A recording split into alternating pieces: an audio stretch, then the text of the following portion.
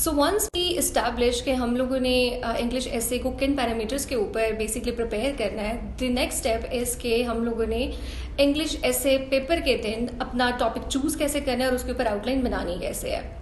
The thing is कि whenever you will find out the 10 topics that will be given to you in the English essay paper, आपने सबसे पहले essay के पूरे paper को 2 से 3 दफ़ा पढ़ना है. उसके बाद आपने उसमें से उन टॉपिक्स को जिनके ऊपर आपको लगता है कि आप लिख सकते हैं उनको रैंक करना है कि कौन सा टॉपिक आपकी फर्स्ट प्रायोरिटी होगा, कौन सा सेकंड होगा, कौन सा थर्ड होगा. उसके बाद next you will do is that you will start making the rough outline for that topic जिसके ऊपर आप 100% श्योर हैं कि इस टॉपिक के साथ आपने जाना है और you have to attempt this topic. उस रफ आउटलाइन के अंदर आप सबसे पहले जॉट डाउन करेंगे अपने वो सारे के सारे आर्ग्यूमेंट्स जो कि आपके डिस्पोजल के ऊपर हैं. आपने अपने टॉपिक को सोशल, इकोनॉमिक, पॉलिटिकल डायमेंशन के अंदर डिवाइड करना है, क्रैक करना है उस टॉपिक को. आपने टॉपिक को अगर तो if you think that your topic should be expose on the basis of the individual level, national level, international level, तो you have to expose it on these dimensions. Always try to cut down करें अपने arguments को, उनको jot down करें और उसके बाद उनको कैटेगराइज करें इन कैटेगरीज के अंदर. अगर आपका जो ऐसे टॉपिक होगा वो जितना ज़्यादा इजीली एग्जामिनर को आप समझा सकेंगे by dividing it into these dimensions, उतना ही जो है वो आपके लिए एग्जाम को पास करना और उसमें अच्छे मार्क्स लेना ईजी हो जाएगा. So once you have jotted down all your arguments, all the references, the books, the facts, the figures, the reports, whichever you have to quote. अगर आपने एक्सपोजिशन करनी है तो एक्सपोजिशन के अंदर जिन जिन थिंकर्स का, जिन थेरीज का, जिन मॉडल्स का आपने उसके अंदर रेफरेंस देना है. Once you are done with that, so what you have to do is that you have to divide all those arguments with the balance of arguments, जो कि आपका balance of points होता है कि अगर आप social, economic और political dimension के अंदर arguments दे रहे हैं तो हर एक के अंदर आपने balance of points रखते हुए अगर आपने 3 arguments दिए हैं तो it should be continued to till the and.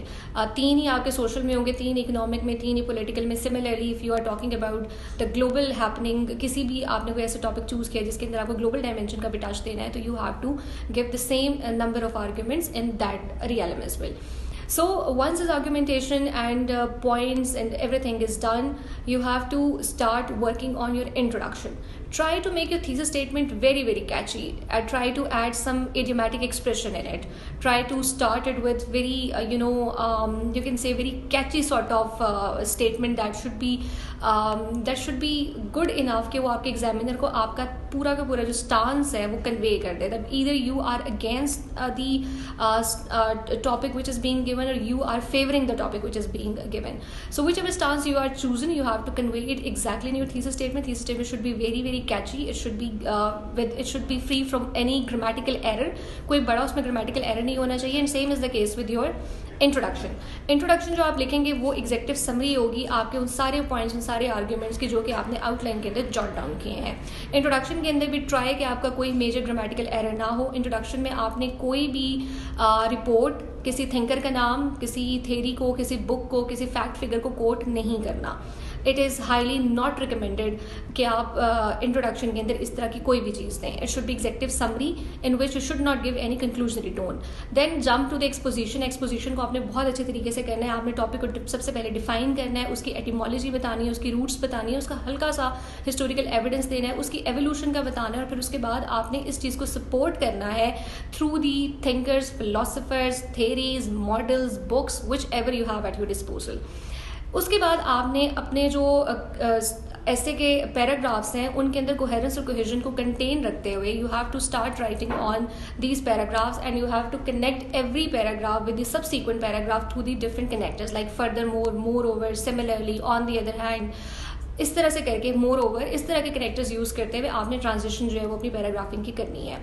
Her paragraph के अंदर ट्राई करना है कि आपने दूसरे कलर के साथ, for example writing with the blue pen तो ब्लैक पेन के साथ फैक्ट्स और फिगर्स को हाईलाइट करें. उसके अंदर लाजमी कोई ना कोई कोट या कोटेशन ऐड करें, बुक का रेफरेंस दें. This will simply beautify your expression and simply beautify your whole essay.